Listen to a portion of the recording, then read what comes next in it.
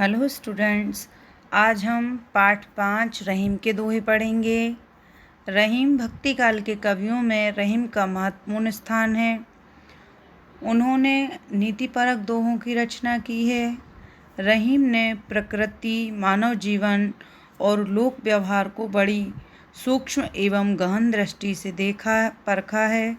उन्होंने अपने बहुमूल्य अनुभवों को दोहे जैसे छोटे छंद में भर दिया है। उनके दोहे रोचक एवं ज्ञानपरक हैं। रहीमन देख बड़ेन को लघु न दीजिए डार, जहाँ काम आवे सुई कहाँ करे तलवार। आप इन दोहों को पढ़ने समझने के पहले एक बार इसके सारे शब्दार्थ पढ़ें और उनको लर्न भी करें, जिससे आपको इन सब के मीनिंग्स आपको पता चल जाए और आपको यह दोहे और भी अच्छे से समझ में आए। रहीम जी कहते हैं, इनके दोहों में रहीम जी ने कहा है कि हमें किसी बड़ी चीज़ को देखकर छोटी चीज़ को ऐसे ही नहीं फेंकना चाहिए। रहीमन देख बड़े इनको लघु न दीजिए डार। जब हम कोई बड़ी चीज़ को देखते हैं तो ऐसा नहीं कि छोटी चीज़ को फेंक दें या उसकी फिर कोई केयर ही ना करें, क्योंकि जहाँ काम आवे सुई कहाँ करी तलवार। क्योंकि जहाँ हमें सुई का काम होगा, तलवार बहुत बड़ी होती है और सुई कैसी होती है, छोटी सी। लेकिन जब हमें सुई की ज़रूरत होगी तो ऐसा तो नहीं है कि नहीं तलवार बहुत बड़ी होती है हम तलवार का यूज़ कर लें, नहीं होता ना।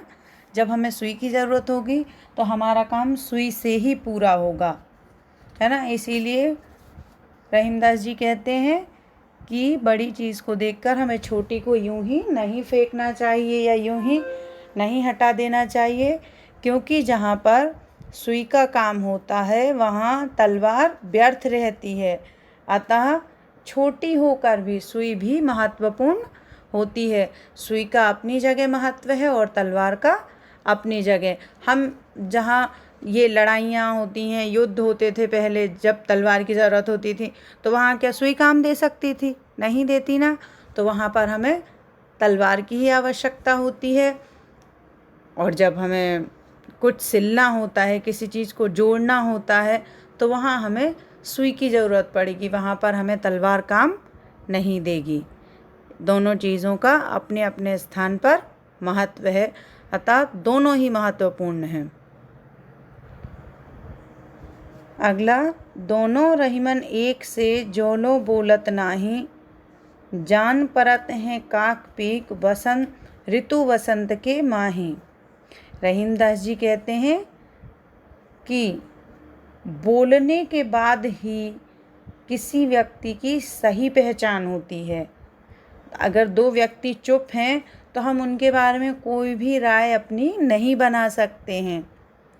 तो वो क्या कहते हैं कि उनके बोलने के बाद ही हम उनकी पहचान कर सकते हैं कि उनमें से किसका स्वभाव कैसा है। तो कवि क्या उदाहरण देते हैं इसमें, जान परत हैं काक पिक बसंत ऋतु के माही। कवि उदाहरण देते हैं कि काक मीन्स कौआ और पिक मीन्स कोयल। ये दोनों दिखने में एक जैसे होते हैं, दोनों का रंग काला होता है, पर इनकी पहचान जो है वो हमको कब होती है? वसंत ऋतु में। वसंत ऋतु में होती है, क्योंकि उस समय कोयल मीठा गाती है और कौआ तो 12 महीने काँव काँव बोलता है ना। तो कौआ तो 12 महीने काँव काँव करता है, लेकिन जब कोयल बोलती है तो वो कैसा गाती है? मीठा, मधुर। तो उनके बोलने के बाद ही हम उन दोनों में पहचान कर पाते हैं कि इन दोनों में से किसका स्वभाव कैसा है। अगला, पावस देखी रहीम मन कोयल साधे मौन, अब दादुर बक्ता भये हमको पूछत कौन। इसमें रहीमदास जी कहते हैं कि जब बारिश का मौसम आता है ना, बरसात, पावस, जब बरसात आता है तब कोयल साधे मौन, तब कोयल क्या कहती है? कोयल चुप हो जाती है। वो चुप होती है वो कब गाती है? वसंत ऋतु में। और जैसे ही पावस ऋतु आती है मतलब बरसात की ऋतु आती है तब वो चुप हो जाती है। और इस ऋतु में सबसे ज़्यादा किसकी आवाज़ आती है? दादुर। दादुर यानी होता है मेढक। सबसे ज़्यादा आवाज़ आती है ना चारों तरफ। इस ऋतु में मेढक के टर्राने की आवाज़ आती है। अब कोयल को कोई नहीं पूछता। अब कोयल की ना कहीं आवाज़ आती है और ना उसको कोई पूछता है। यही बात जैसे समय समय की बात है, मतलब जब वसंत ऋतु आती है तो कोयल की ज़रूरत होती है, कोयल बोलती है, उसका स्वर अच्छा लगता है। और जब पावस ऋतु बरसात की ऋतु आती है तब मेढक बोलता है, चारों तरफ उसी के टर टर करने की आवाज़ आती रहती है। अब कोयल को कोई नहीं पूछता। ठीक इसी तरह यही बात व्यक्तियों पर भी लागू होती है। यही बात क्या है? सभी इंसानों पर भी लागू होती है।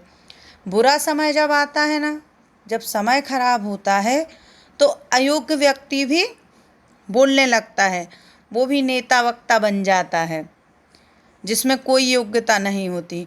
और उस समय योग्य व्यक्ति को या विद्वान व्यक्ति को कोई भी नहीं पूछता। अर्थात ये सब क्या है? सारा समय का खेल है।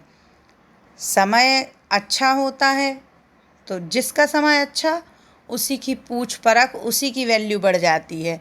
बुरा समय आने पर अयोग्य व्यक्ति को भी लोग सिर माथे बिठा लेते हैं और एक योग्य और विद्वान व्यक्ति की उस समय कोई कदर नहीं होती है। अगला, एकै साधे सब सधे, सब साधे सब जाए, रहीमन मूलह सींचिबो, फूले फले अघाय। रहीम जी जो हैं वो एक ईश्वरवादी थे। उनका कहना क्या था कि ईश्वर एक है और एक ही ईश्वर की उपासना करनी चाहिए। जब हम किसी एक ईश्वर को ही अपना इष्ट मानकर जब हम उसकी आराधना करेंगे तो अन्य सारे देवी देवता उसी से सध जाएंगे। जरूरी नहीं कि हम हर भगवान को अलग अलग पूजने जाएं। हम किसी एक को इष्ट बनाएं और उसी को साधें, जिससे ये बाकी के सारे जो देवी देवता हैं वो अपने आप ही सध जाएंगे। जिस प्रकार क्या होता है? रहीमन मूलह सींचिबो, फूले फले अघाय। जिस प्रकार हम पेड़ की जो जड़ होती है ना, उसको सींचने से, पेड़ की जो जड़ होती है उसमें पानी देने से जो पेड़ के बाकी अंग होते हैं, पत्ते होते हैं, तने होते हैं और खुद जड़ भी होती है और फल फूल जो हैं वो पानी अपने आप ही उन तक पहुंच जाता है। ऐसा तो नहीं है जड़ को अलग पानी देना पड़ता है, पत्ते को अलग, फूल को अलग, उसकी टहनियों को अलग नहीं देते ना। उसकी जड़ को सींचते हैं तो वो पानी अपने आप ही सभी जगह पहुंच जाता है और सभी को अलग से सींचने की कोई ज़रूरत नहीं होती है। उसी प्रकार रहीम जी कहते हैं कि हमें एक ईश्वर को मानना चाहिए, उसको साधने से अन्य देवी देवता स्वयं ही सज जाएंगे। जिस प्रकार पेड़ की जड़ को सींचने से उसके सभी अंगों को अपने आप ही वह जल प्राप्त हो जाता है। अगला, समय पाए फल होत है, समय पाए झरि जाए, सदा रहे नहीं एक सी, का रहीम पछिताए। रहीमदास जी कहते हैं कि समय बड़ा बलवान है और वह बहुत ही प्रभावी होता है। जिस प्रकार सही समय आने पर पेड़ में फल लग जाते हैं और जब भी उसके समय आता है तो वह फूल और फल उसमें से झड़ भी जाते हैं। हमने कई बार देखा होगा पेड़ बड़े ऊंचे ऊंचे होते हैं, हम ऊपर के जैसे फूल नहीं तोड़ सकते। आपने देखा अगर हमने फूल और फल नहीं तोड़े तो ऐसा तो नहीं है कि वो साल भर वहीं लगे रहेंगे, वो भी अपने आप झड़ जाते हैं। समय से उग जाते हैं और समय से झड़ भी जाते हैं। सदा रहे नहीं एक सी, का रहीम पछिताए। क्या कहते हैं रहीमदास जी कि समय बड़ा बलवान है, बहुत ही प्रभावी है। सही समय आने पर पेड़ में फूल लग जाते हैं, फल लग जाते हैं और समय बदल जाने पर, और जब उसका समय बदलता है तो वही फूल और फल अपने आप झड़ भी जाते हैं। सब समय समय का प्रभाव है। सब क्या है? समय समय का प्रभाव है। सदा रहे नहीं एक सी, का रहीम पछताए। क्या है कि समय जो है वो सदा एक समान नहीं रहता है, अतः पछताना नहीं चाहिए। मतलब जो बुरा समय है वह भी निकल जाएगा। फूल उगे, फल उगे, समय आया वो फिर झड़ गए, फिर वापस से समय आएगा, उसी वृक्ष पे वापस से फूल भी खिलेंगे और फल भी लगेंगे। अगला, रूठे सुजन मनाइए, जो रूठे सो बार, रहीमन फिरी फिरी पोहिए, टूटे मुक्ता हार। रहीमदास जी क्या कहते हैं? रहीमदास जी कहते हैं कि यदि कोई सज्जन, सज्जन मतलब जिसका आचरण सही होता है, वह व्यक्ति कौन कहलाता है? सही आचरण करने वाला सज्जन। अगर हमसे कभी रूठ जाता है किसी भी कारण से, मान लीजिए हमारी गलती है भी नहीं भी है हमारी गलती, फिर भी वो हमसे रूठ जाता है, तो हमें उसे अवश्य मना लेना चाहिए। रूठे स्वजन मनाइए, जो टूटे सौ बार, मतलब जो भी सज्जन हमसे रूठ जाते हैं उनको हमें अवश्य ही मना लेना चाहिए, चाहे हमें 100 बार कोशिश करनी पड़े। मतलब उनको मनाने की, ऐसा नहीं एक बार मनाया 2 बार मनाया बस फॉर्मेलिटी करके बैठ गए, नहीं, वो जब तक मान नहीं जाते जब तक उनको बार बार लगातार मनाते ही रहना चाहिए और उन सज्जन को हमें मना लेना चाहिए। जैसे क्या उदाहरण दे रहे हैं कवि इधर? रहीमन फिरी फिरी पोहिए, टूटे मुक्ता हार। फिरी फिरी मतलब बार बार बार बार। जैसे जब कोई मोतियों की माला, कोई हार टूट जाता है ना, तो ऐसा तो नहीं कि कोई हमारा कीमती हार है, माला है और वो टूट गई और हमने उठाया के बाद टूट गई, अब इसको उठा के फेंक दो। हम उसको बार बार बनाते हैं। उसी प्रकार सज्जन को हमें बार बार मनाने का प्रयत्न करते रहना चाहिए जब तक कि वह सज्जन मान ना जाए। अगला, बड़े बड़ाई ना करें, बड़े ना बोलें बोल, रहीमन हीरा कब कहे, लाख टका मुरो मोल। रहीम जी कहते हैं कि जो भी व्यक्ति सच में बड़ा होता है, वास्तविक रूप से जो बड़ा होता है, वह स्वयं अपनी प्रशंसा कभी नहीं करता।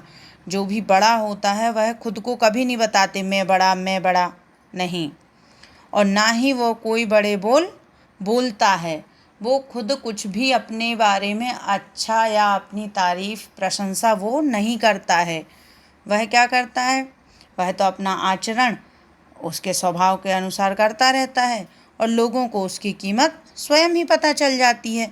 मतलब उसको खुद ही ढिंढोरा नहीं पीटना पड़ता कि मैं बड़ा हूँ या मैं अच्छा हूँ, नहीं। उसकी कीमत आसपास लोगों को स्वयं ही पता चल जाती है। जिस प्रकार रहीमन हीरा कब कहे, लाख टका मुरो मोल। जैसे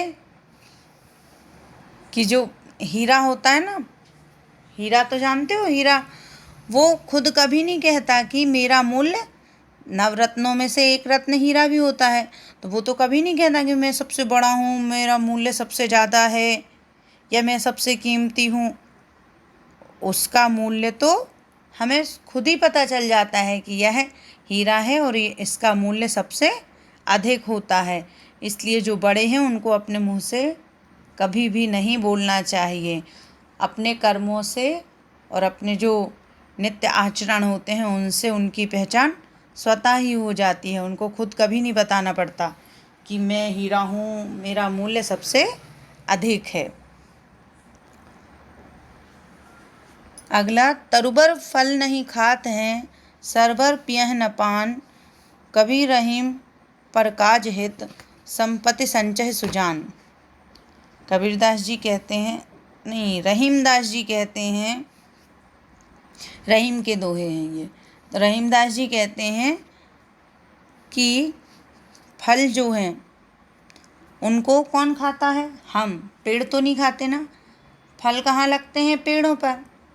और वो जिन पेड़ों पर फल लगते हैं वह पेड़ उन फलों को कभी नहीं खाते। और तालाब में जो जल भरा रहता है तो क्या तालाब स्वयं पीता है? नहीं ना। ना पेड़ अपने फल खुद खाते हैं, ना तालाब अपना पानी स्वयं पीते हैं। इसी तरह जो सज्जन व्यक्ति होते हैं, सज्जन मतलब जिनका आचरण सही होता है, सत्य होता है, वो सज्जन व्यक्ति दूसरों के काम के लिए धन संपत्ति का संग्रह करते हैं। वह जो धन संपत्ति का संग्रह करते हैं ना, वो उसका उपयोग खुद नहीं करते हैं। तो इस दोहे में रहीमदास जी क्या है, हमको परोपकार की शिक्षा देते हैं कि जिस प्रकार पेड़ों में फल लगते हैं और वह फल पेड़ नहीं खाते हैं, तालाब में पानी भरा रहता है और वह पानी तालाब खुद नहीं पीते हैं, उसी प्रकार सज्जन व्यक्ति जो होते हैं वह धन संचय जो भी करते हैं तो वह दूसरों की भलाई के लिए ही करते हैं। आप यह दोहे का जो वीडियो है आप इसको 2-3 बार सुनना। उसके बाद अगर आपको कहीं कुछ समझ में ना आए तो आप पूछिए। Thank you.